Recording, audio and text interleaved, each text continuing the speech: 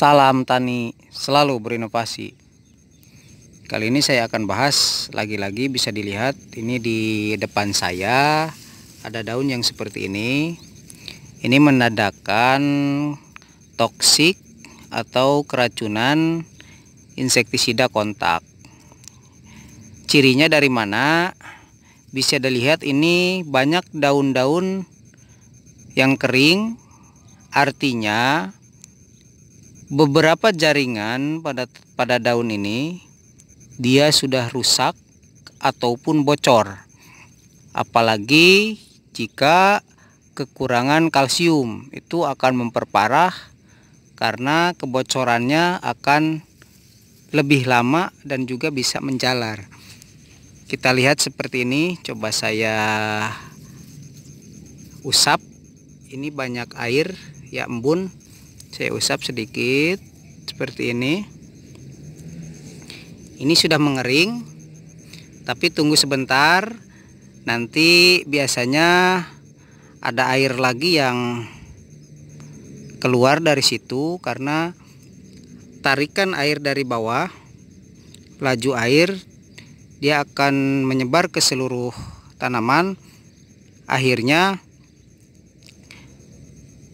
bisa memasuki jaringan-jaringan yang bocor. Nah, ini sudah keluar nih, bisa dilihat.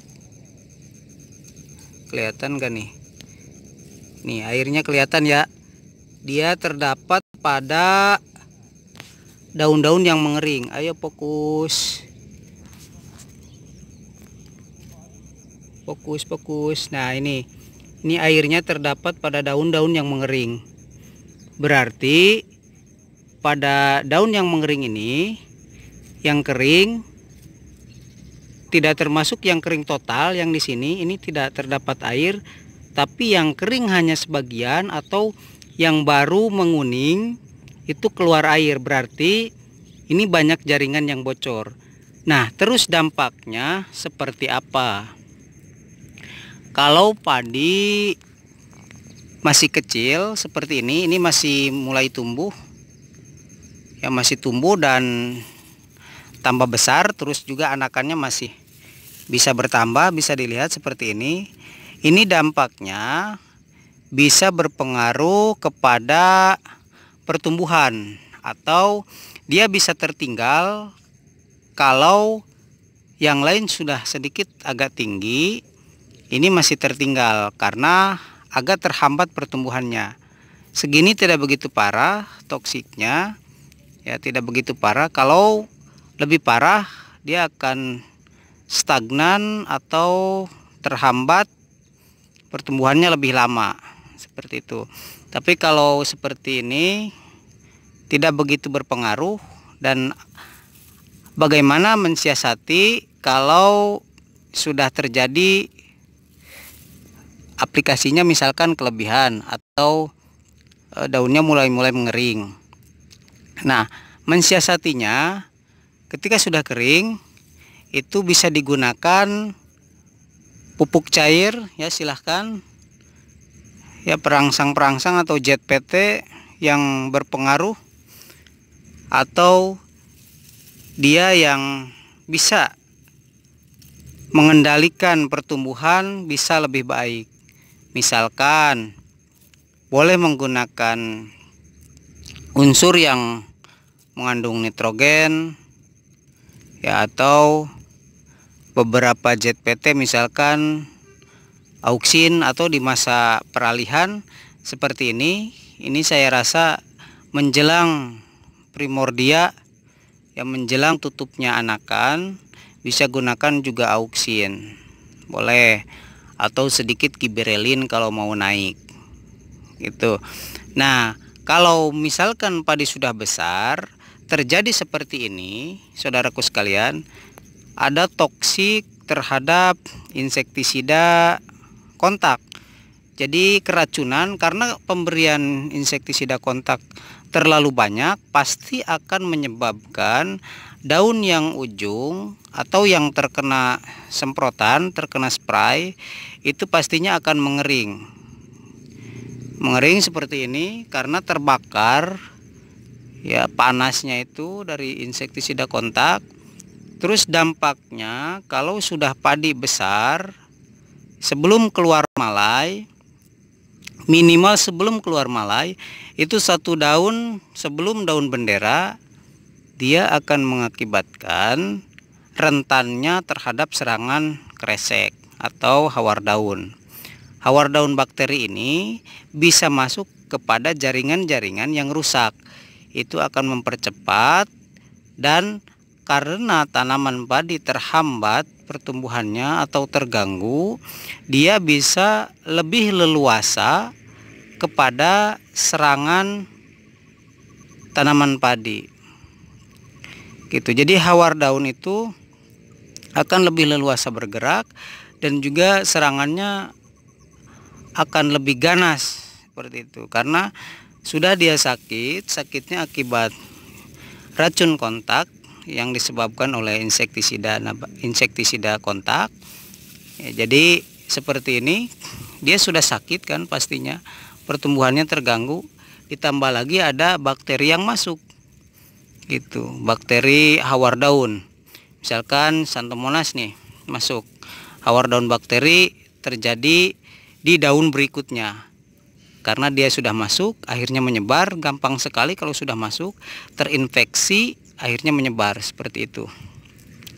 Dan rata-rata di sini saya lihat setiap musim itu terjadi serangan hawar daun, diakibatkan karena salah satunya itu aplikasi insektisida yang kontak terlalu banyak, meskipun pada dasarnya misalkan sesuai dengan konsentrasi atau dosisnya dengan tepat, tapi aplikasinya yang begitu lambat tetap akan toksik atau keracunan seperti ini. Ya, daunnya keracunan seperti ini. Ada yang lebih parah dari ini, itu akan menyebabkan terhambatnya pertumbuhan.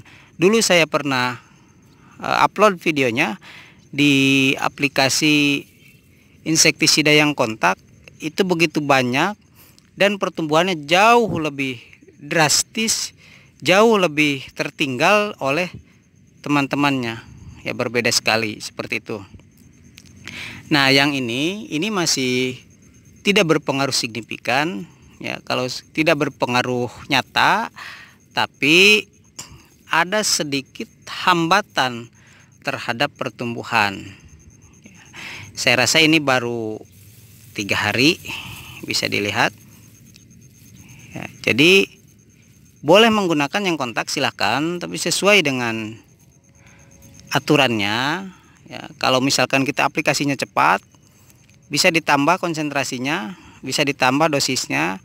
Tapi kalau misalkan kita nyemprotnya pelan, kurangi saja itu. Sebenarnya ya bisa seimbang lah ya, jadi yang masuk tetap sama meskipun volume air yang ditambah seperti itu. Nah, ini bisa dilihat, ini agak tidak begitu rata, ada yang pendek, ada yang tinggi ya, karena spraynya itu tidak rata juga, terutama yang pinggir. Biasanya ini ada sisaan dari tangki terus disemprotkan lagi, ini yang lebih parah ya kalau yang pinggir. Tapi kalau yang tengah tidak begitu masalah ya, karena ayunan sticknya atau nozzle atau spuyer itu hanya 1 kali. Tapi kalau yang pinggir biasanya kalau ada sisaan, ada suka yang semprot lagi sambil lewat, sambil ngisi tangki, biasanya seperti itu. Jadi ini yang lebih parah yang pinggirnya. Nah, itu saudaraku sekalian, mensiasatinya atau menanggulanginya kita bisa aplikasi ya sesuai dengan yang dibutuhkan. Jadi kalau misalkan padi masih kecil seperti ini, bisa berikan juga nitrogen juga boleh, nggak masalah, karena memang ini bukan penyakit yang disebabkan oleh bakteri ataupun penyakit yang disebabkan oleh hama ya, vektor. Nah, ini karena memang insektisida gitu. Terus punginya kalau bisa diikut sertakan. Saya rasa setiap aplikasi fungisida itu kalau bisa ya dimasukkan lah seperti itu.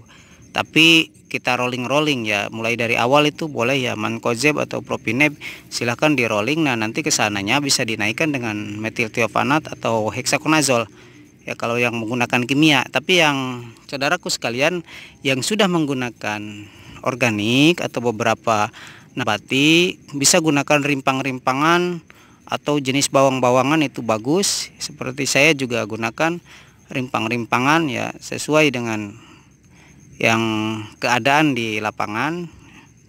Boleh itu kunyit, jahe ya, kencur seperti itu boleh. Itu kalau kunyit juga buat bakteri itu juga bagus.